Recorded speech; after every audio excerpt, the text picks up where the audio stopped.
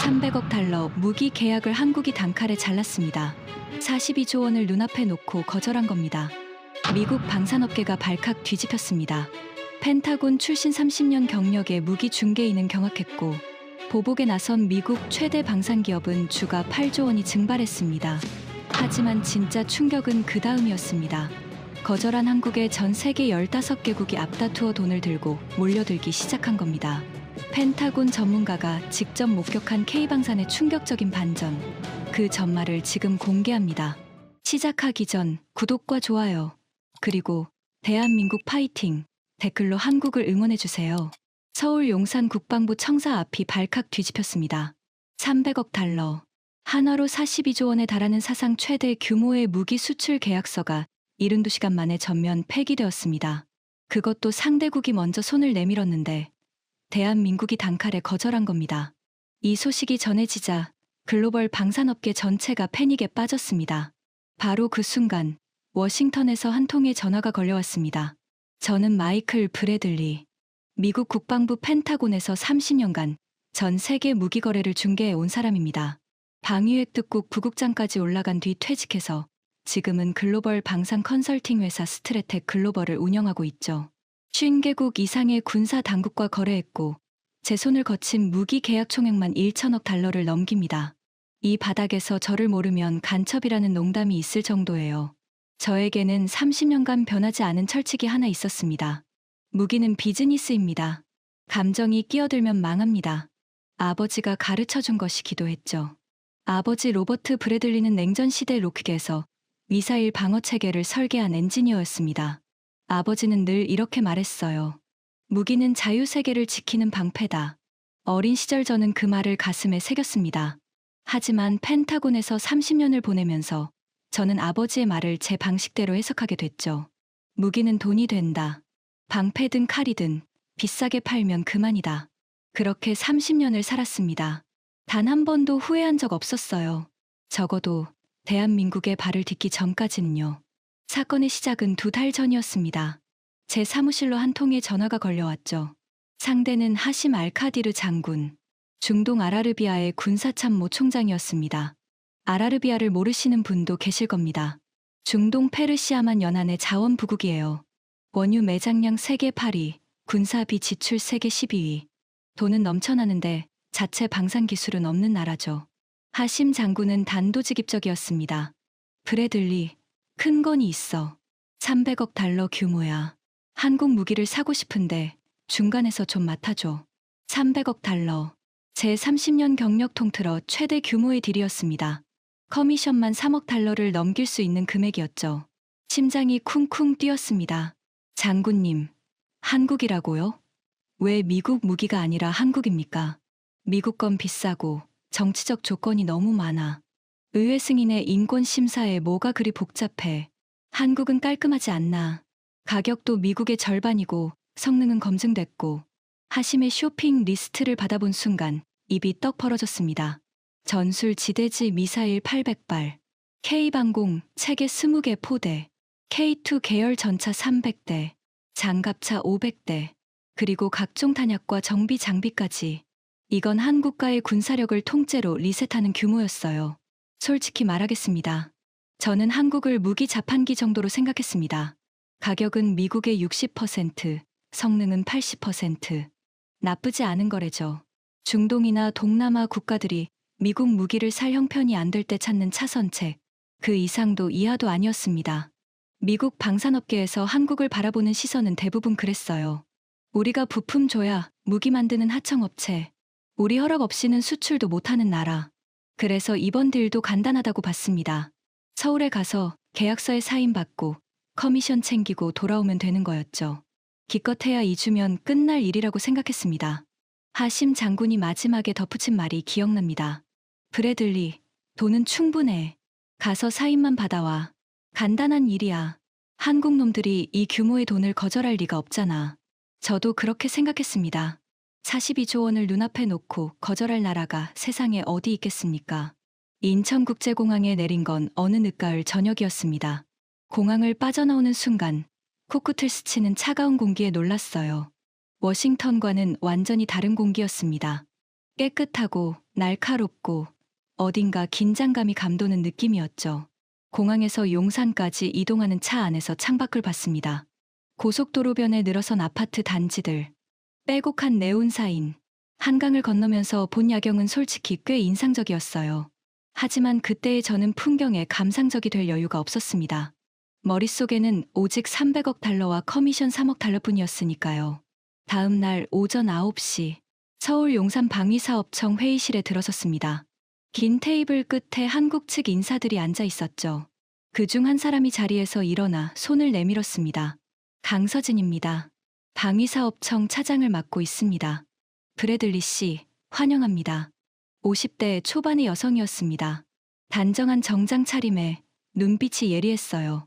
악수를 하는 손에 힘이 실려 있었죠. 20년 방산관료 경력이라는 소개를 들었는데 그 경력이 손끝에서 느껴지는 듯했습니다. 저는 테이블 위에 서류를 펼쳤습니다. 강 차장님, 시간이 금이니까 단도직입적으로 말씀드리겠습니다. 아라르비아 정부가 K방산 체계 도입을 원합니다. 규모는 300억 달러. 사상 최대 규모의 단일 수출 계약이 될 겁니다. 여기 쇼핑 리스트가 있습니다. 서류를 건네자 강서진 차장이 리스트를 한 장 한 장 넘겼습니다. 표정이 변하지 않았어요.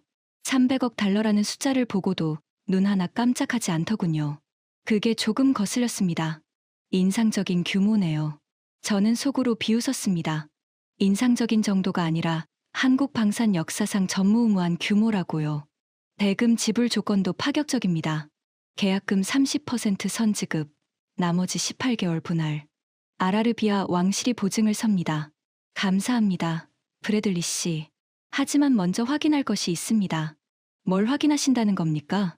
강 차장이 안경을 벗고 저를 똑바로 쳐다봤습니다. 아라르비아의 현재 군사작전 현황을 검토 중입니다. 인접국과의 분쟁에서 민간인 피해 보고가 접수되고 있어요. 국제인도법 준수 여부를 확인한 뒤에 답변 드리겠습니다. 72시간만 주십시오. 순간 귀를 의심했습니다. 72시간이라고요? 300억 달러짜리 계약의 72시간을 기다리라는 겁니까? 원칙입니다. 원칙이라. 그 단어가 이상하게 거슬렸습니다. 30년간 무기 시장에서 원칙이라는 단어를 들어본 적이 거의 없었거든요. 무기를 사겠다는데 도덕 심사를 하겠다. 이건 제가 아는 비즈니스가 아니었습니다. 회의실을 나오면서 복도 벽에 걸린 액자가 눈에 들어왔습니다. 금색 테두리 안에 한글과 영어로 쓰여 있었죠. K-Defense. 평화를 지키는 방패. 저는 코웃음을 쳤습니다. 평화를 지키는 방패라.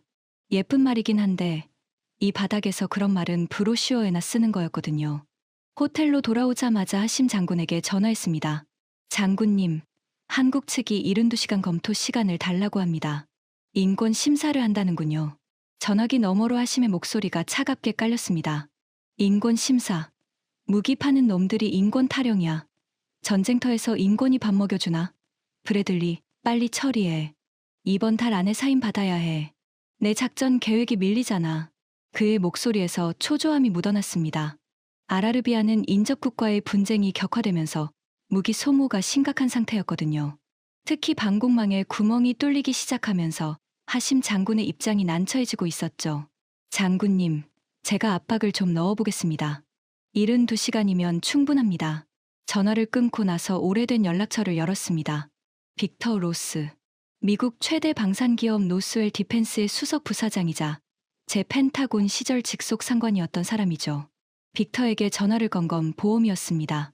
한국이 만약 까다롭게 나오면 빅터를 통해 압박할 수 있다고 생각했거든요. 노스웰 디펜스는 한국 방산의 핵심 부품을 공급하는 업체였으니까요. 빅터의 목소리는 언제나처럼 거만했습니다. 마이클, 오랜만이군. 한국에 있다며? 무슨 일이야? 300억 달러 딜인데요. 한국 측이 72시간 검토를 하겠답니다. 인권 심사를 한다면서요. 빅터가 크게 웃었습니다. 전화기가 울릴 정도였어요. 한국 놈들이 인권 타령. 재밌군. 걱정 마, 마이클. 한국은 우리 부품 없이는 미사일 유도 장치도 못 만들어. 내가 가서 살짝 귀띔만 해. 우리 노스웰이 불편해하면 한국 방산 라인 전체가 멈추는 거라고. 그럼 72시간이고 뭐고 바로 사인할 걸. 빅터의 말에는 확신이 있었습니다. 그리고 저도 그 확신에 동의했어요. 한국이 미국 부품에 얼마나 의존하는지는 업계에서 공공연한 비밀이었으니까요.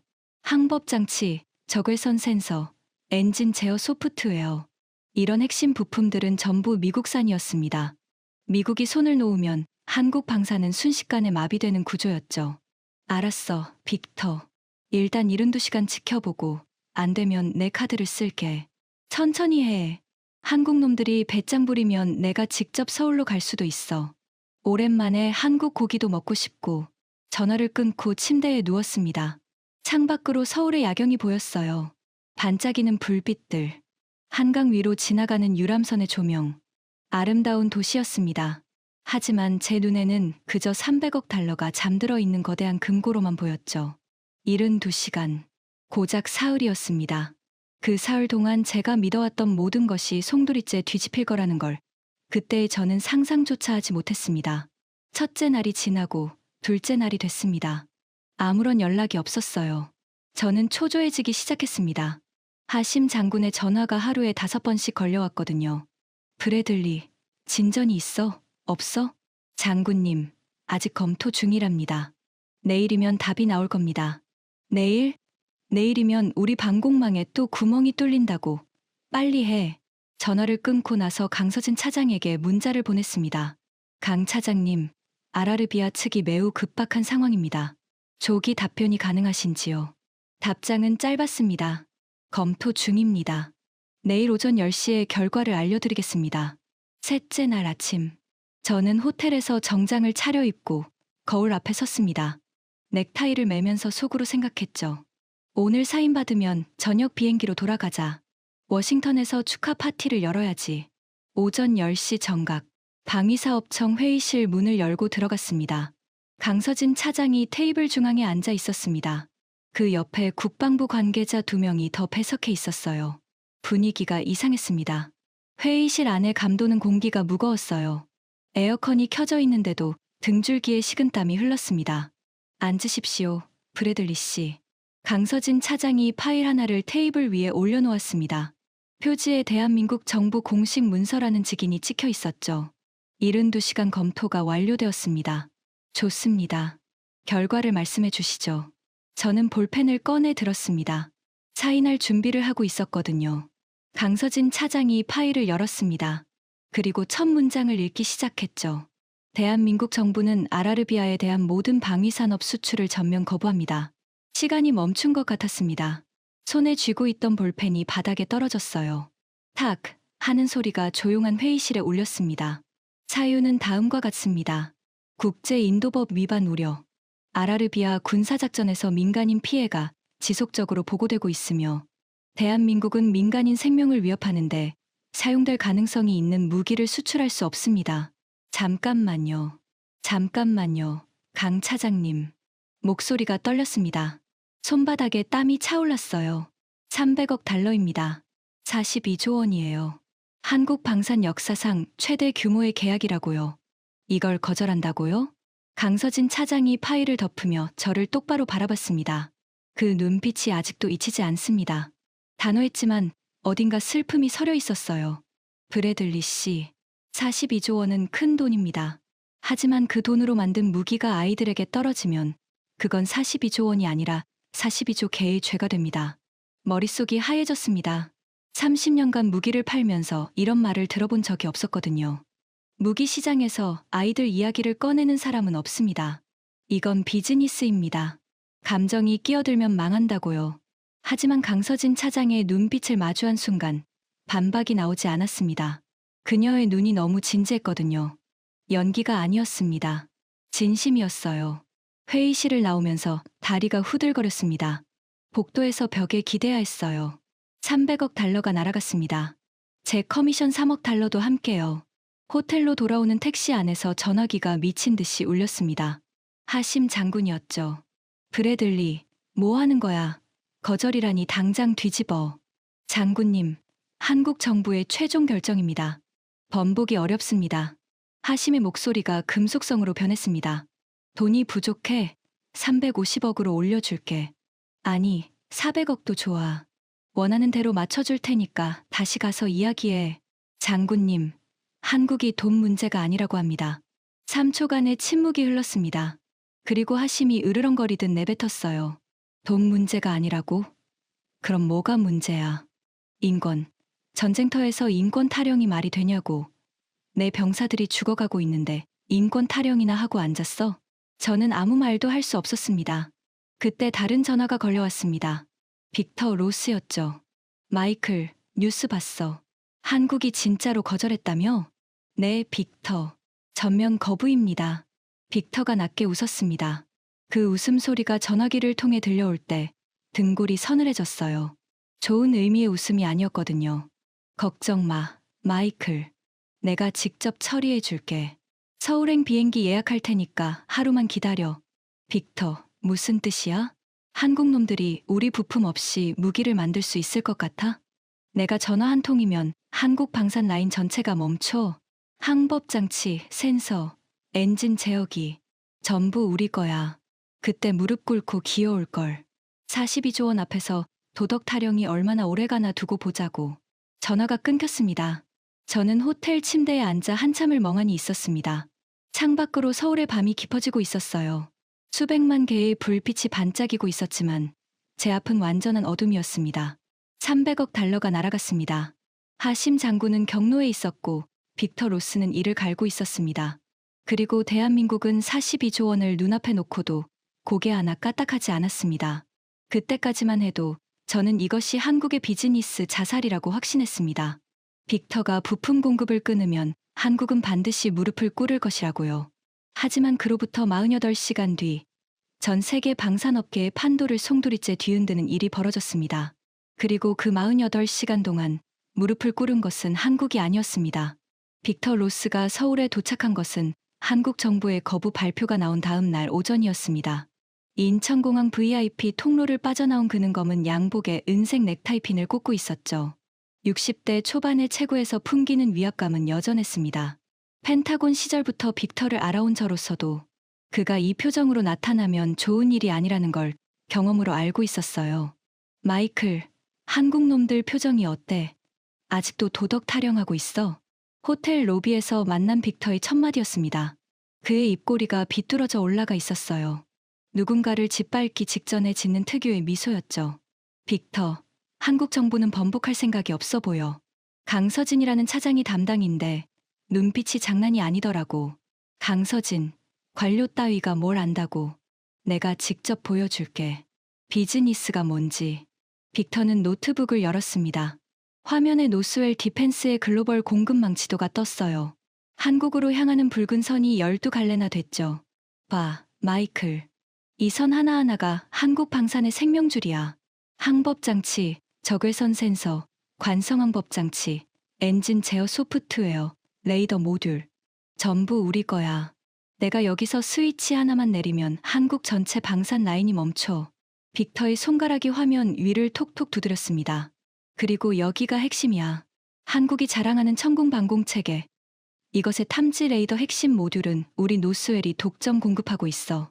이걸 끊으면 천궁은 눈먼 장님이 되는 거야. K2 전차도 마찬가지고. 파워팩 제어 소프트웨어 라이선스가 우리 손에 있거든. 저는 빅터의 말을 들으면서 고개를 끄덕였습니다. 사실이었으니까요. 한국 방산이 미국 부품에 의존하고 있다는 건 업계의 공공연한 비밀이었습니다. 그래서 내 계획이 뭐야, 빅터? 간단해. 워싱턴에 있는 우리 로비스트들이 이미 움직이고 있어. 의회 국방위원회를 통해서 한국 방산 기업에 대한 핵심 부품 수출 통제를 걸 거야. 공식적으로는 기술 유출 방지라는 명목이지. 한국이 우리 부품 없이 버틸 수 있는 기간은 길어야 석 달이야. 그 안에 기어서 찾아올걸. 빅터가 노트북을 덮으며 의자에 깊숙이 기대앉았습니다. 그리고 하심 장군한테는 좋은 소식을 전해줘. 한국이 안 팔면 우리 노스웰이 직접 팔겠다고. 미사일이야 방공망이야 뭐든 맞춰줄 수 있어. 가격은 한국보다 좀 비싸겠지만 하심 형편에 그 정도는 껌이잖아. 순간 빅터의 눈이 반짝였어요. 탐욕의 빛이었습니다. 생각해봐, 마이클. 한국이 빠지면 그 300억 달러가 통째로 우리한테 굴러들어오는 거야. 한국 놈들 덕분에 오히려 대박이 터지는 셈이지. 그제서야 이해가 됐습니다. 빅터는 한국을 압박하려는 게 아니었어요. 한국을 짓밟고 그 자리를 차지하려는 거였습니다. 한국의 거부를 기회로 삼아 자신이 300억 달러를 먹겠다는 계산이었죠. 이게 비즈니스야, 마이클. 도덕 타령하는 놈은 굶어 죽고 기회를 잡는 놈이 먹는 거야. 한국은 42조 원짜리 교훈을 배우게 될 거야. 이 바닥에서 착한 척은 자살이라는 걸. 빅터의 말을 듣고 있자니 묘한 기분이 들었습니다. 한쪽에서는 당연하다고 생각했어요. 30년간 이 업계에서 살아온 방식이 그랬으니까요. 하지만 다른 한쪽에서는 강서진 차장의 눈빛이 자꾸 떠올랐습니다. 그 돈으로 만든 무기가 아이들에게 떨어지면 그건 42조 원이 아니라 42조 개의 죄가 됩니다. 빅터, 혹시 한국이 버티면 어떻게 하려고? 버틸 수가 없어. 우리 부품 없이는 생산 자체가 안 되니까 물리적으로 불가능하다고. 빅터는 절대적인 확신을 갖고 있었습니다. 그리고 솔직히 저도 그 확신에 동의하고 있었어요. 하지만 48시간 뒤 우리 둘 다 틀렸다는 것이 증명됐습니다. 빅터가 워싱턴에 전화를 걸어 부품 수출 통제 로비를 시작한 그날 오후 예상치 못한 곳에서 첫 번째 반응이 나왔습니다. 폴란드였어요. 호텔 방에서 CNN을 틀어놓고 있었는데 속보 자막이 올라왔습니다. 폴란드 국방부 긴급 성명 발표. 한국의 결정을 높이 평가한다. 리모컨을 쥔 손에 힘이 들어갔습니다. 화면 속 폴란드 국방차관이 기자회견을 하고 있었어요. 대한민국은 이번 결정을 통해 방위산업에도 도덕적 기준이 필요하다는 것을 전 세계에 보여주었습니다. 폴란드는 이러한 원칙을 가진 국가와 장기적 파트너십을 맺고 싶습니다. 우리는 K방산 체계의 추가 도입을 적극 검토하겠습니다. 저는 화면을 멍하니 바라봤습니다. 폴란드는 이미 K2 전차와 K9 자주포를 대량 도입한 나라였어요. 그런 나라가 한국의 거부 결정을 칭찬하면서 추가 계약까지 언급한 겁니다. 이상하다고 생각했습니다. 무기를 안 팔겠다는 나라에 오히려 더 사겠다고? 비즈니스 논리로는 말이 안 됐거든요. 하지만 그건 시작에 불과했습니다. 다음 날 아침 호텔 로비에서 조식을 먹고 있는데 휴대폰 알림이 쏟아지기 시작했습니다. 방산 전문 뉴스 앱에서 연달아 속보가 터졌어요. UAE 왕실, K방산 체계 도입 검토 착수.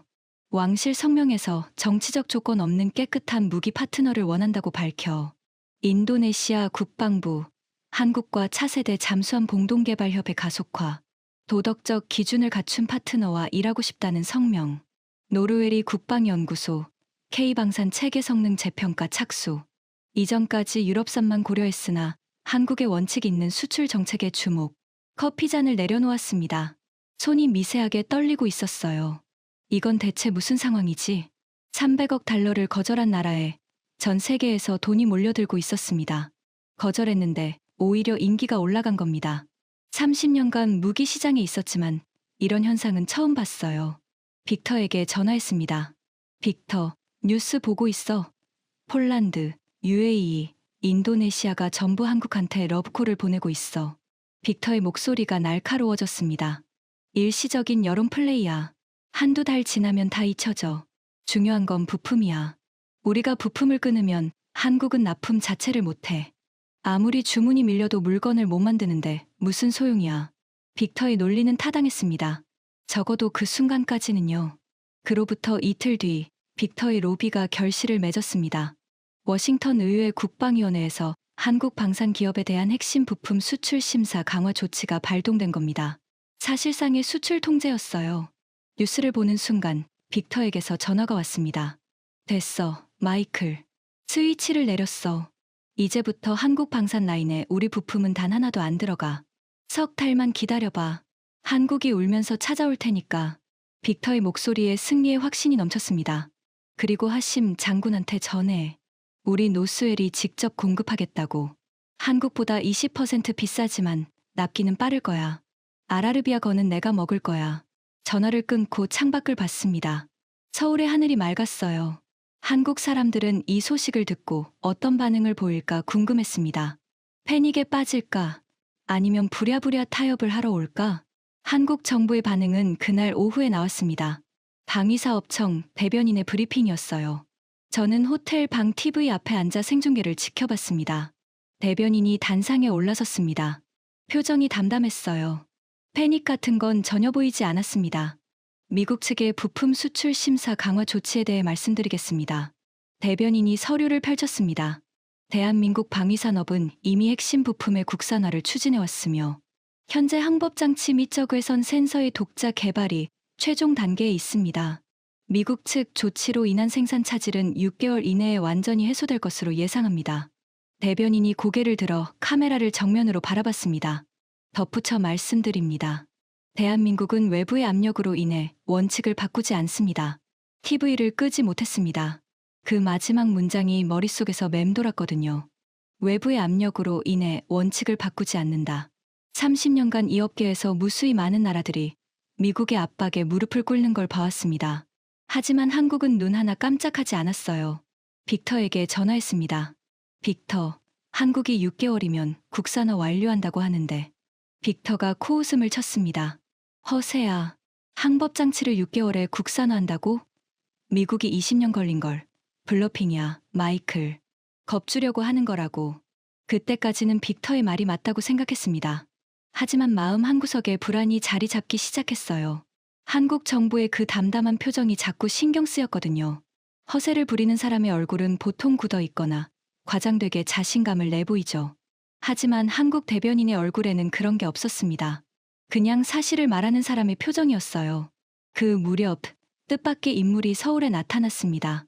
소피 르클레르, 프랑스 르몽드의 방산 전문 기자였어요. 15년 경력에 프랑스 방산업체 다소와 탈레스를 해부하듯 취재해서 유명해진 저널리스트죠. 소피를 처음 만난 건 용산의 한 카페였습니다. 강서진 차장이 소개해줬어요. 브래들리 씨, 르클레르 기자입니다. K방산 취재차 오셨는데 미국 시각의 코멘트를 듣고 싶어 하더군요. 소피는 40대 중반의 날카로운 인상이었습니다. 빨간 프레임 안경 너머로 쏘는 듯한 눈빛이 인상적이었죠. 브래들리 씨, 솔직한 의견을 듣고 싶습니다. 한국의 결정에 대해 어떻게 보십니까? 저는 솔직하게 대답했습니다.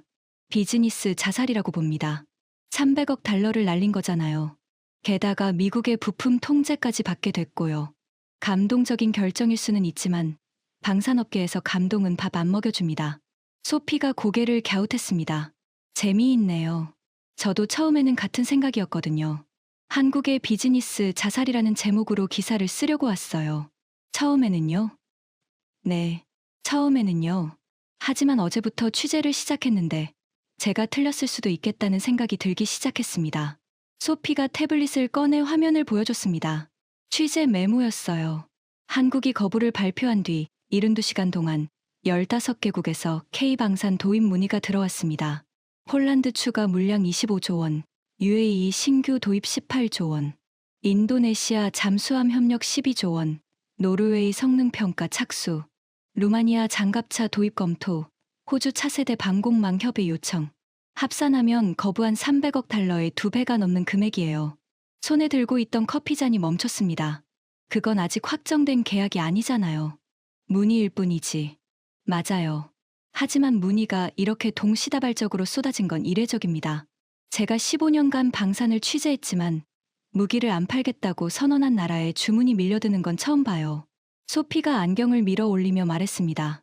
브래들리 씨, 혹시 역설의 마케팅이라는 개념을 아세요? 모릅니다. 명품 브랜드가 특정 고객에게 판매를 거부하면 오히려 그 브랜드의 가치가 올라가는 현상이에요. 에르메스가 아무에게나 버킨백을 안 파는 것처럼요. 한국이 지금 방산업계에서 그걸 한 거예요. 300억 달러를 거절함으로써 K방산은 아무나 살 수 없는 프리미엄 브랜드가 됐습니다. 그 설명을 듣는 순간 머릿속에서 뭔가가 찰칵 소리를 내며 맞물렸습니다. 완전히 이해한 건 아니었어요. 하지만 뭔가 제가 모르는 게임의 규칙이 돌아가고 있다는 건 감지할 수 있었죠.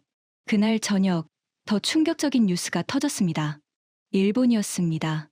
일본 경제산업성 산하 방위장비전본부의 고위 관계자가 니혼게이자이 신문 인터뷰에서 이례적인 발언을 한 겁니다. 한국의 결정이 부러웠습니다. 호텔방에서 그 기사를 읽고 있는데 심장이 멈추는 줄 알았어요. 일본이요. 한국의 방산 경쟁국인 일본이 한국이 부럽다고 한 겁니다. 기사 내용은 더 충격적이었습니다. 일본은 한 번도 그런 선택을 할 수 없었습니다. 미국이 시키면 시키는 대로 따랐고 미국이 팔라면 팔았습니다. 우리에게는 독자적인 수출 원칙이라는 것이 없었어요.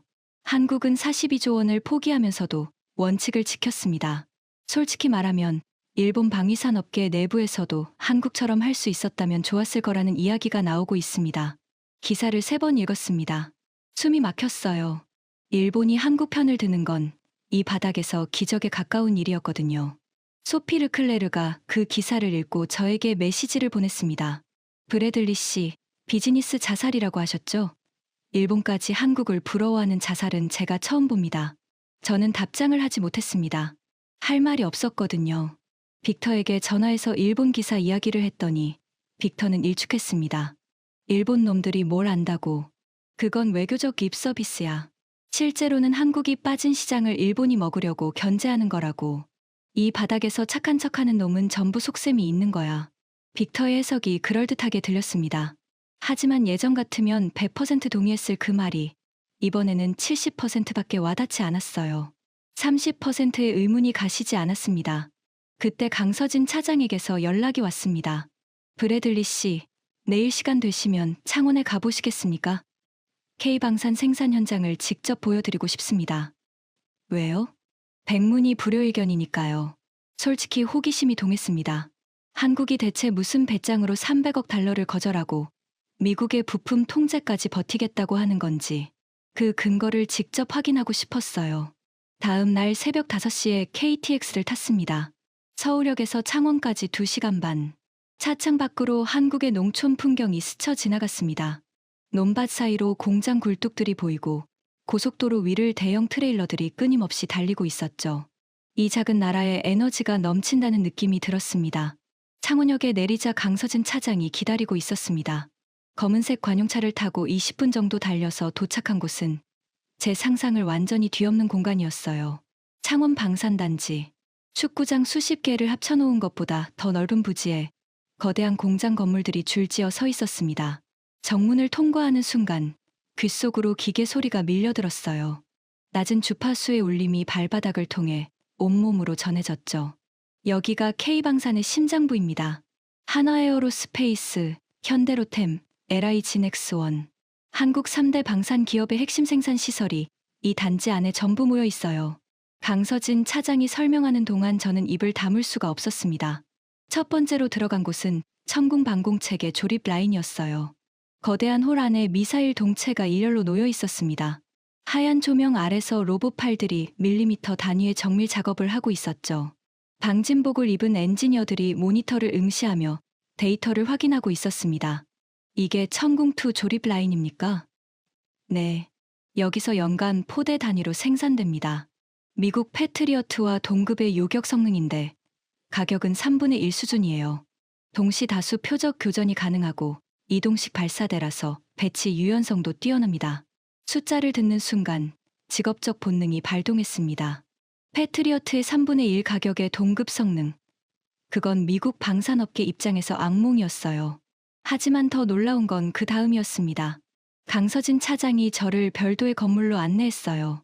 입구에 연구개발동이라는 표지판이 걸려 있었죠. 문을 열고 들어서자 넓은 공간에 젊은 엔지니어들이 가득했습니다. 모니터 앞에서 설계도를 돌리고 3D 프린터가 쉴 새 없이 부품을 뽑아내고 있었어요.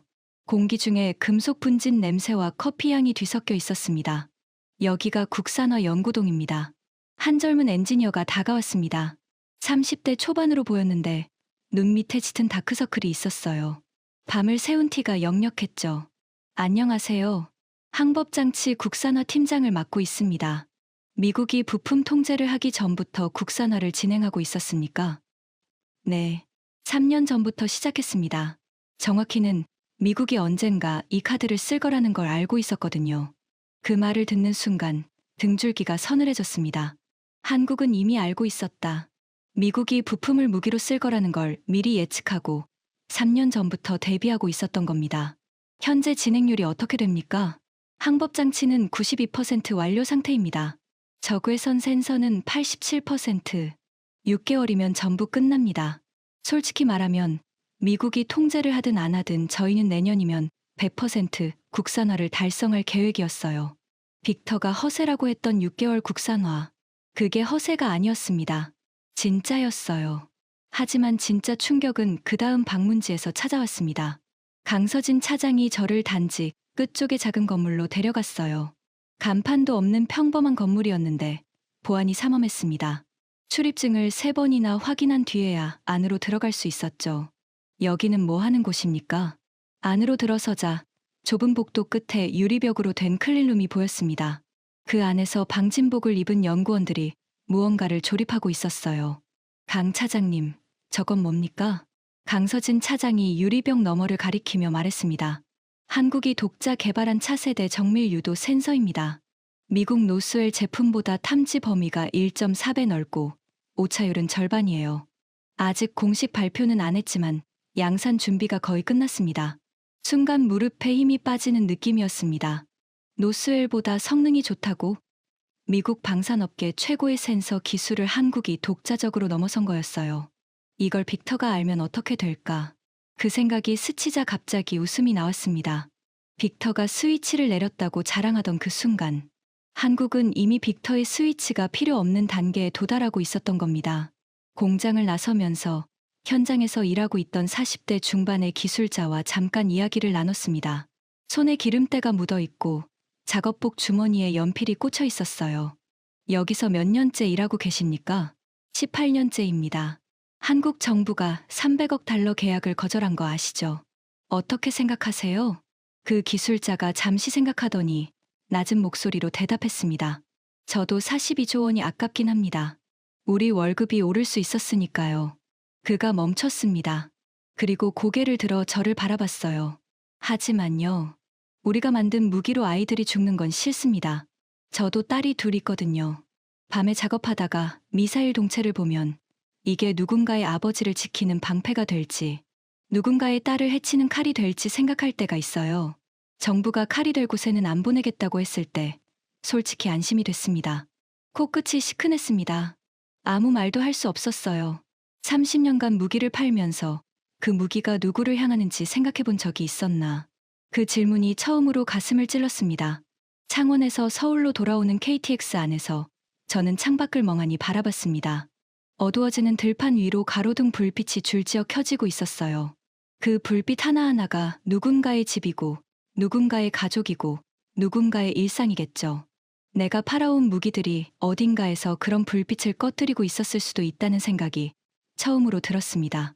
서울역에 도착해서 호텔로 돌아온 건 밤 9시가 넘어서였습니다. 피곤했지만 잠이 올 것 같지 않았어요.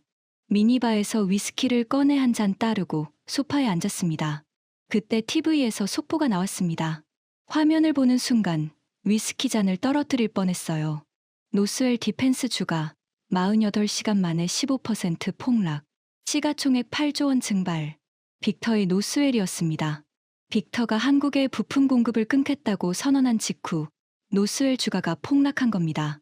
이유는 간단했어요. 빅터가 간과한 것이 하나 있었거든요. 한국 방산의 핵심 부품 중 상당 부분이 미국에서 온 건 사실이었습니다. 하지만 반대로 미국 방산의 핵심 부품 중에도 한국에서 오는 것들이 있었어요. 고성능 군사용 반도체, 정밀광학 센서, 특수합금 소재. 이런 부품들의 68%가 한국 기업들의 생산망에서 나오고 있었습니다. 빅터가 한국을 향해 스위치를 내린 순간 한국도 조용히 자기 쪽 스위치를 잡은 거였어요.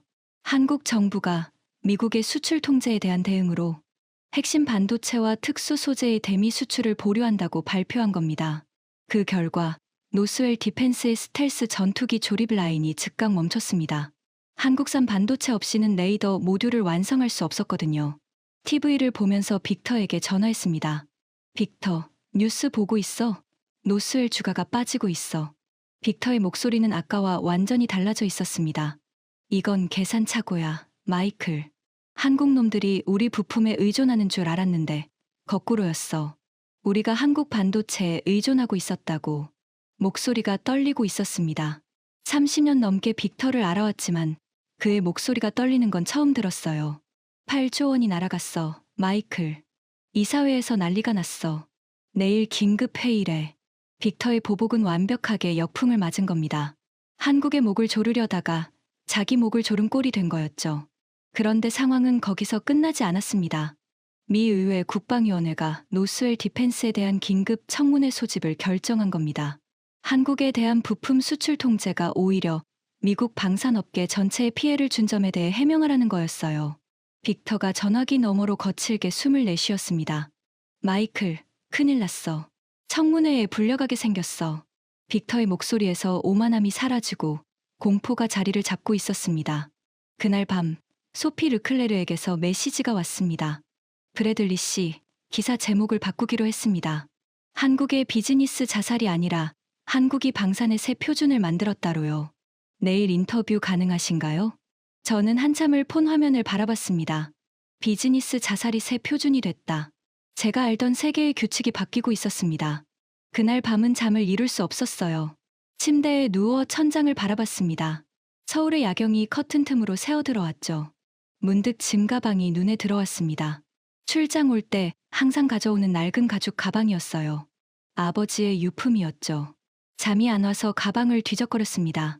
안쪽 주머니에서 손에 잡히는 것이 있었어요. 낡은 가죽 수첩이었습니다. 아버지가 쓰던 건데 저도 모르게 가방에 남아 있었던 거였어요. 아마 몇 년 전 집을 정리할 때 넣어뒀던 것 같았습니다. 수첩을 펼쳤습니다. 아버지의 손글씨가 빼곡했어요. 냉전 시대 미사일 방어책의 설계 메모들이 대부분이었죠. 수식, 도면, 회의록.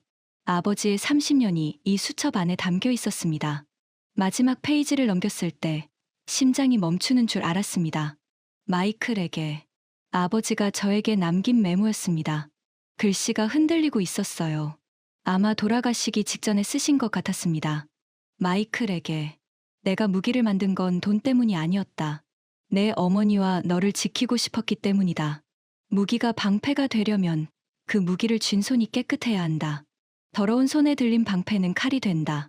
아들아, 내가 이 일을 계속한다면 부디 기억해라. 내가 파는 것은 쇳덩이가 아니라 누군가의 내일이다. 수첩을 쥔 손이 떨렸습니다. 눈앞이 흐려졌어요. 30년간 저는 아버지의 말을 완전히 잘못 이해하고 있었습니다. 무기는 돈이 된다. 감정이 끼어들면 망한다. 그게 아버지의 가르침이라고 믿어왔어요.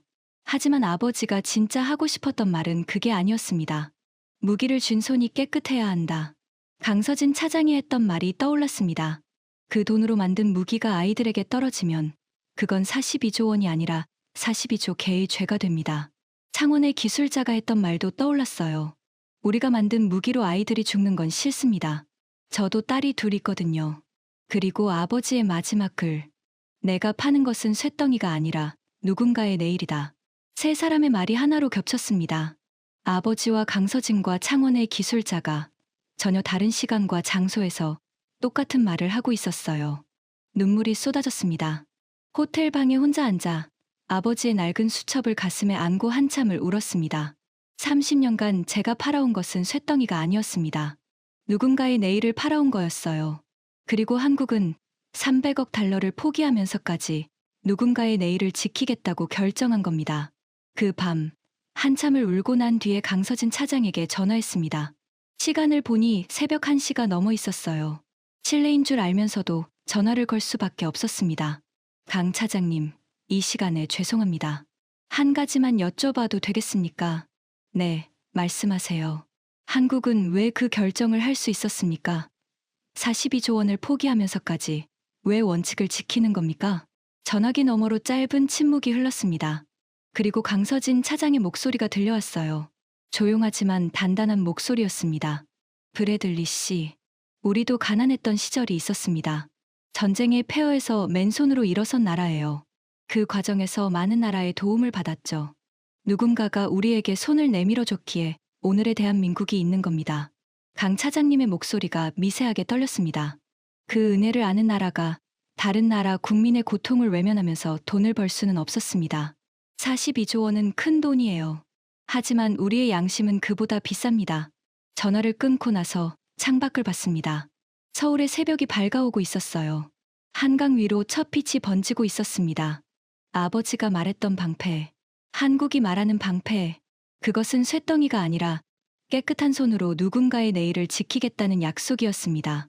하지만 감동에 젖어 있을 때가 아니었습니다.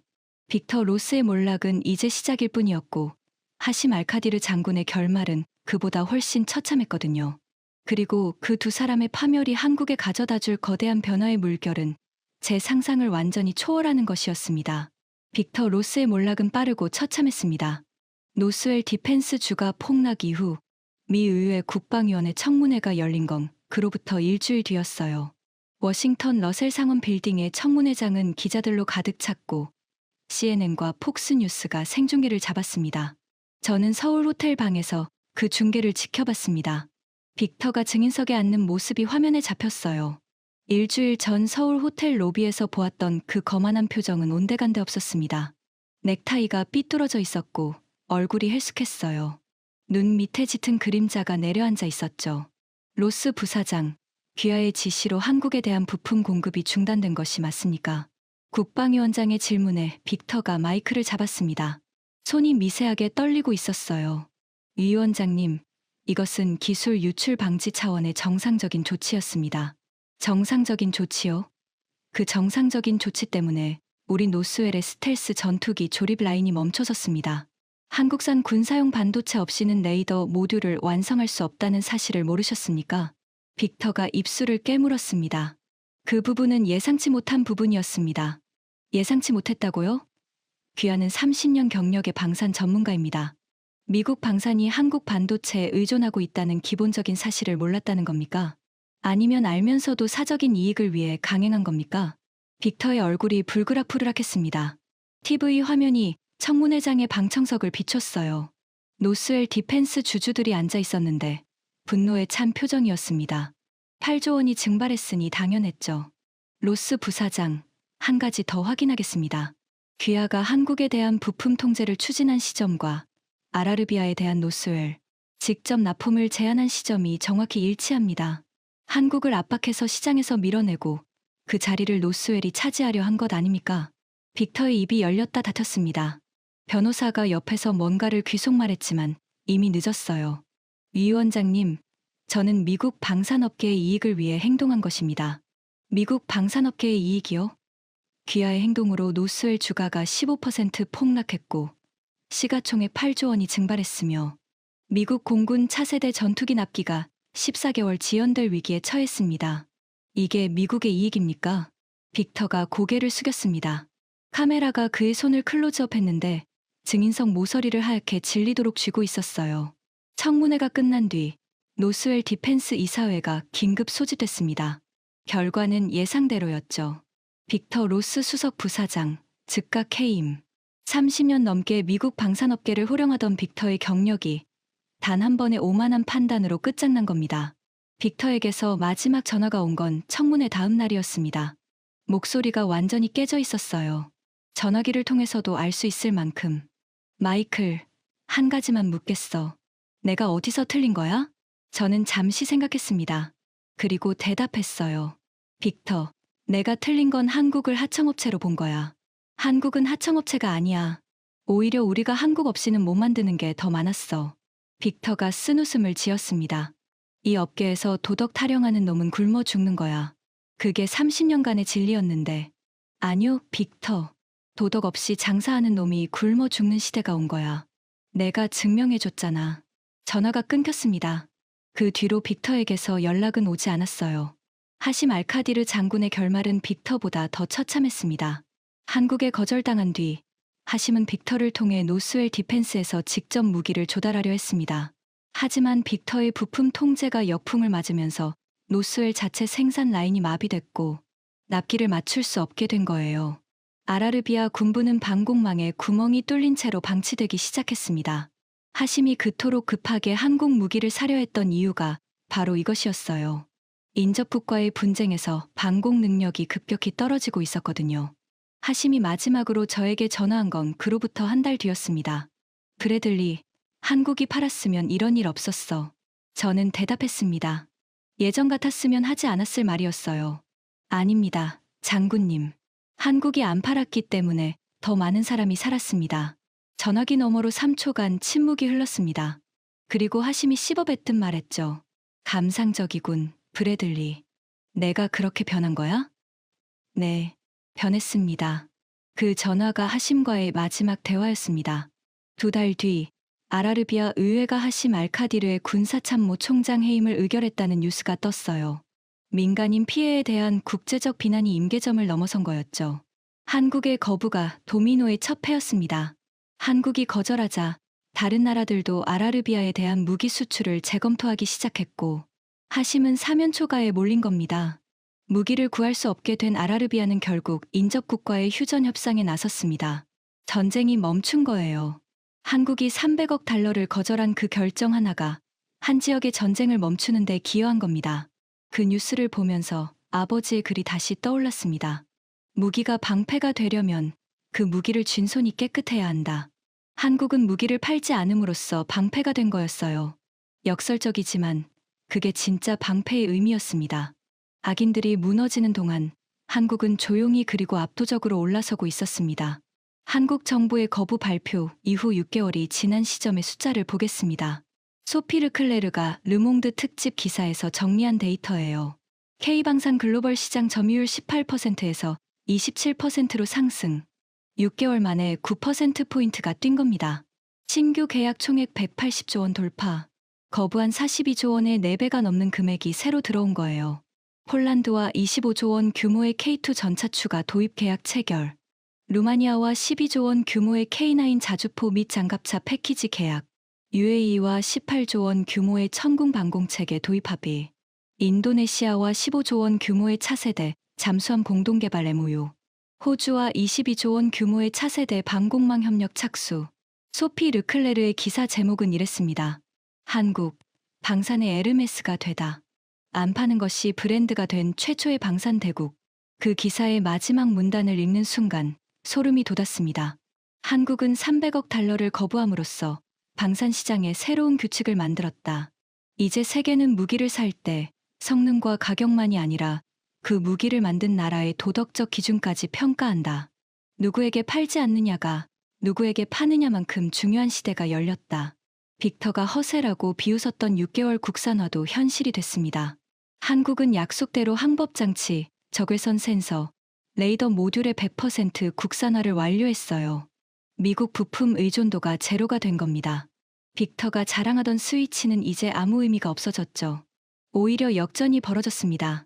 한국이 독자 개발한 차세대 정밀 센서가 노스웰 제품보다 성능이 뛰어나다는 것이 알려지면서 미국 방산업체들이 한국 기술 도입을 타진하기 시작한 겁니다. 하청업체로 취급당하던 한국이 이제 미국이 기술을 사러 오는 나라가 된 거예요. 저는 이 모든 변화를 서울에서 지켜봤습니다. 원래 2주면 끝날 출장이 석 달이 넘게 이어졌어요. 떠날 수가 없었습니다. 이 나라에서 벌어지는 일들이 너무 놀라웠거든요. 강서진 차장을 마지막으로 만난 건 출국 전날이었습니다. 용산 근처의 작은 한식당에서 저녁을 함께 했죠. 브래들리 씨, 한국에 대한 인상이 바뀌셨습니까? 저는 젓가락을 내려놓고 솔직하게 대답했습니다. 완전히 바뀌었습니다.